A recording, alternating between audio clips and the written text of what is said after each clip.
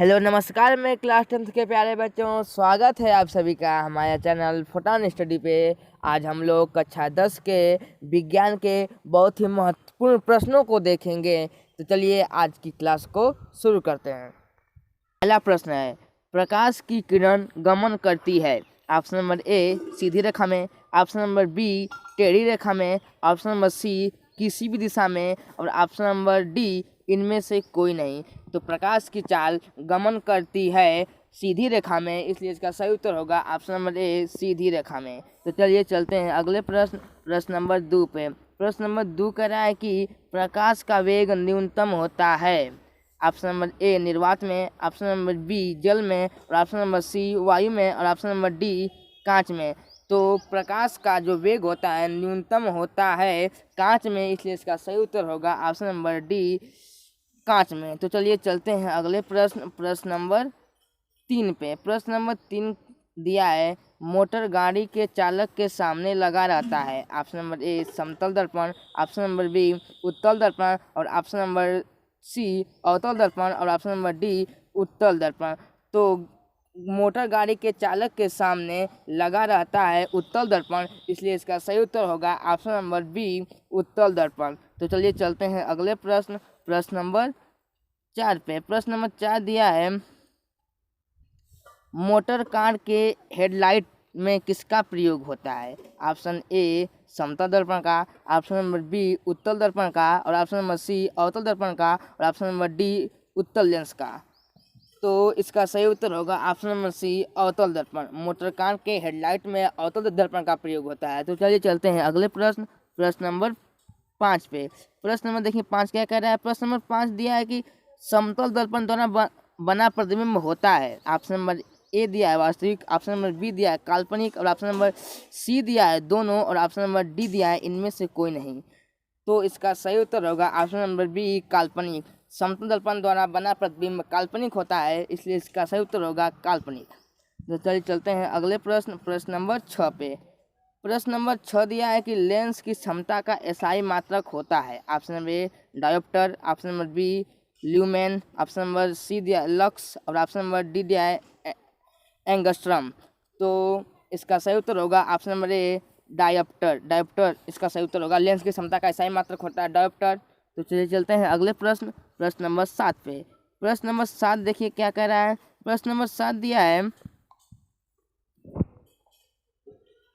प्रश्न नंबर 7 दिया है, प्रकाश की किरणों का पथ दर्शाने वाला चित्र को कहा जाता है। ऑप्शन नंबर ए किरण आरेख, option number B focus, option number C किरण पुंज और ऑप्शन नंबर डी इनमें से सभी।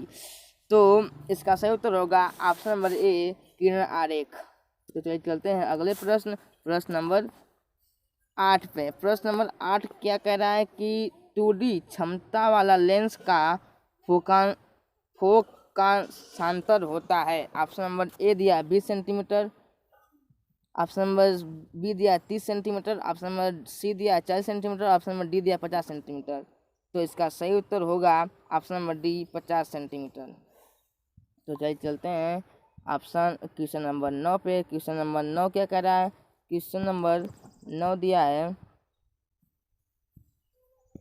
क्वेश्चन नंबर 9 दिया है कि उत्तल लेंस का फोकसांतर 50 सेंटीमीटर है, तो इसकी क्षमता होगी option number A +5 dioptre, option number B -5 dioptre, option number C -2 dioptre और ऑप्शन नंबर डी +2 डायोप्टर। तो इसका सही उत्तर होगा ऑप्शन नंबर डी +2 डायोप्टर। तो चलिए चलते हैं अगले प्रश्न नंबर 10 पे। प्रश्न नंबर 10 क्या कह रहा है। प्रश्न नंबर 10 दिया है हमको, प्रकाश के किरणों को समूह को कहते हैं। ऑप्शन नंबर ए प्रकाश स्रोत, ऑप्शन नंबर बी किरण पुंज और ऑप्शन नंबर सी प्रदीप्त और ऑप्शन नंबर डी प्रकीर्णन।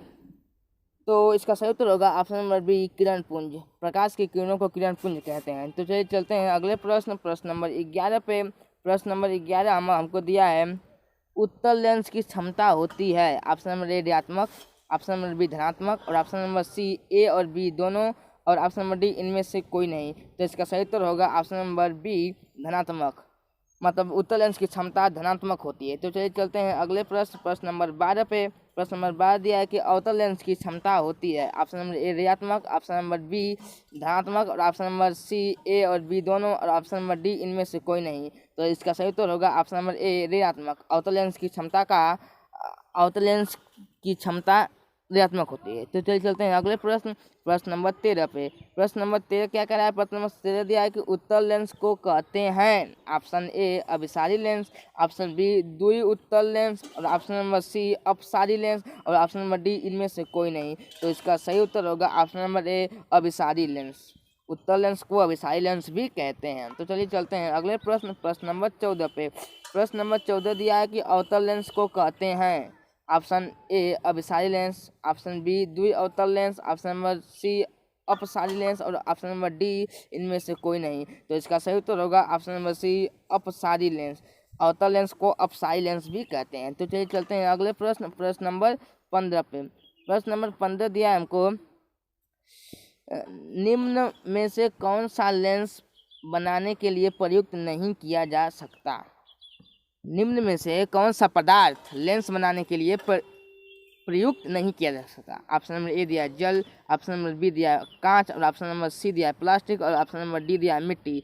तो इसका सही उत्तर होगा ऑप्शन नंबर डी मिट्टी। मिट्टी का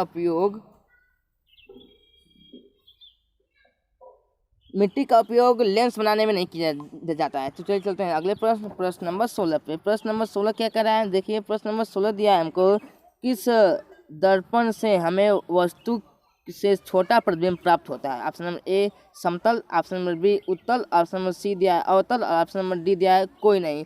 तो इसका सही उत्तर होगा ऑप्शन नंबर बी उत्तल। तो चलिए चलते हैं अगले प्रश्न, प्रश्न नंबर 17 पे। प्रश्न नंबर 17 हमको दिया है, किस दर्पण से वस्तु का बड़ा प्रतिबिंब बनता है? ऑप्शन नंबर ए समतल, ऑप्शन नंबर बी अवतल, ऑप्शन नंबर सी उत्तल और ऑप्शन नंबर डी कोई नहीं। तो इसका सही उत्तर होगा ऑप्शन नंबर बी अवतल। अवतल जो दर्पण है उससे वस्तु का बड़ा प्रतिबिंब बनता है। तो चलिए चलते हैं अगले प्रश्न, प्रश्न नंबर 18 पे। प्रश्न नंबर 18 क्या कह रहा है कि प्रकाश के परावर्तन के कितने नियम हैं? Option A 1, option number B 2, option number C 3 और ऑप्शन नंबर डी 4।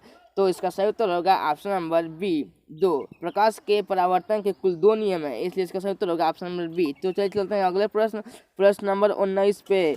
प्रश्न नंबर 19 क्या कह रहा है? प्रश्न नंबर 19 दिया है, जब प्रकाश की किरण हवा से कांच में प्रवेश करती है तो मुड़ जाती है। ऑप्शन नंबर ए अविलंब से दूर, ऑप्शन नंबर बी अविलंब के निकट, ऑप्शन नंबर सी अविलंब के समांतर, ऑप्शन नंबर डी इनमें से कोई नहीं। तो इसका सही उत्तर होगा ऑप्शन नंबर बी अविलंब के निकट। तो चलिए चलते हैं अगले प्रश्न, प्रश्न नंबर 20 पे। प्रश्न नंबर 20 दिया है, फोटोग्राफिक कैमरा का अभिदृश्यक होता है। ऑप्शन नंबर ए उत्तल लेंस, ऑप्शन नंबर बी अवतल लेंस, ऑप्शन नंबर सी उत्तल दर्पण और ऑप्शन नंबर डी अवतल दर्पण।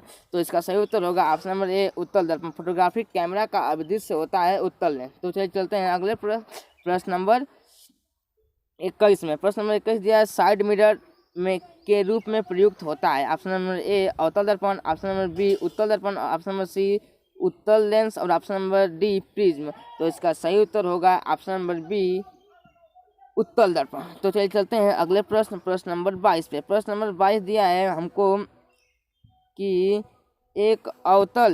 एक अवतल दर्पण की फोकस दूरी 10 सेंटीमीटर है, तो उसकी वक्रता त्रिज्या बताइए। Option A 10 centimetre, option number B 20 centimetre, option number C 5 centimetre, option number D 40 centimetre. तो इसका सही उत्तर होगा ऑप्शन नंबर बी 20 सेंटीमीटर। मतलब वस्तु की फोकस दूरी की दोगुनी होती है वक्रता त्रिज्या। तो चलिए चलते हैं अगले प्रश्न, प्रश्न नंबर 23 पे। प्रश्न नंबर 23 क्या कह रहा है? प्रश्न नंबर 23 है, निर्गत किरण एवं अभिलंब के बीच के कोण को क्या कहते हैं? ऑप्शन नंबर ए दिया है आपतन कोण, ऑप्शन नंबर बी परावर्तन कोण और ऑप्शन नंबर सी निर्गत कोण और ऑप्शन नंबर डी इनमें से कोई नहीं।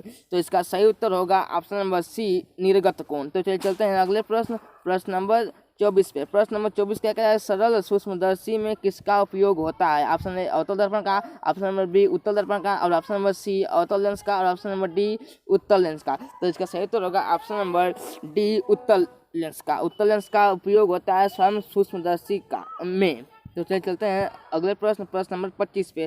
प्रश्न नंबर 25 दिया हमको, किस लेंस के द्वारा किसी काल्पनिक प्रतिबिंब बनता है? यहाँ बनता रहेगा, मिसप्रिंट है।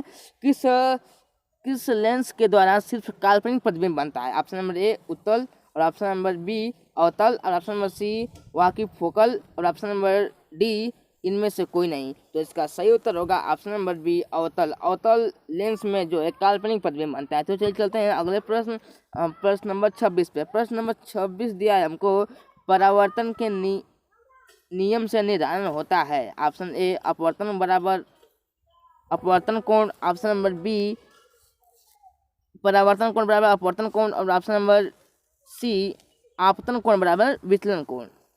तो इसका सही उत्तर होगा ऑप्शन नंबर बी परावर्तन कोण बराबर अपवर्तन कोण। तो चलिए चलते हैं अगले प्रश्न, प्रश्न नंबर 27 पे। प्रश्न नंबर 27 दिया है, काल्पनिक प्रतिबिंब होता है। ऑप्शन ए सीधा, ऑप्शन नंबर बी उल्टा, और ऑप्शन नंबर सी दोनों, और ऑप्शन नंबर डी कोई नहीं। तो इसका सही उत्तर होगा ऑप्शन नंबर ए सीधा। काल्पनिक प्रतिबिंब सीधा होता है। तो चलते हैं अगले प्रश्न, प्रश्न नंबर 28 पे। प्रश्न नंबर 28 क्या दिया है कि लेंस के मुख्य फोकस की संख्या कितनी होती है? Option number A 2, option number B 1, और ऑप्शन नंबर सी 3, और ऑप्शन नंबर डी कोई नहीं। तो इसका सही उत्तर होगा ऑप्शन नंबर ए 2। लेंस के मुख्य फोकस की संख्या 2 होती है। तो चलते हैं अगले प्रश्न, प्रश्न नंबर 29 पे। प्रश्न नंबर 29 दिया, सर्च का परावर्तक सतह होता है। ऑप्शन ए उत्तल, और ऑप्शन बी अवतल, और ऑप्शन नंबर सी समतल, और ऑप्शन नंबर डी कोई नहीं। तो इसका सही उत्तर होगा ऑप्शन नंबर बी अवतल। सर्च लाइट में अवतल का परावर्तन सतह है। और ऑप्शन नंबर क्वेश्चन नंबर 30 दिया है, ये आज का हमारा अंतिम प्रश्न होगा। तो चलिए देखते हैं क्या दिया है। ऑप्शन नंबर क्वेश्चन नंबर 30 दिया है कि दाढ़ी बनाने में कौन सा दर्पण प्रयुक्त होता है? ऑप्शन ए समतल, ऑप्शन नंबर बी उत्तल, ऑप्शन नंबर सी अवतल, और ऑप्शन नंबर डी कोई नहीं। तो इसका सही उत्तर होगा ऑप्शन नंबर सी अवतल। दाढ़ी बनाने में अवतल दर्पण का प्रयोग होता है। यहीं पर आज का हमारा सेशन समाप्त होता है। वीडियो हमारा पसंद आया हो तो वीडियो को लाइक और सब्सक्राइब करना ना भूलें। तो चलिए मिलते हैं अगले वीडियो में, तब तक के लिए जय हिंद।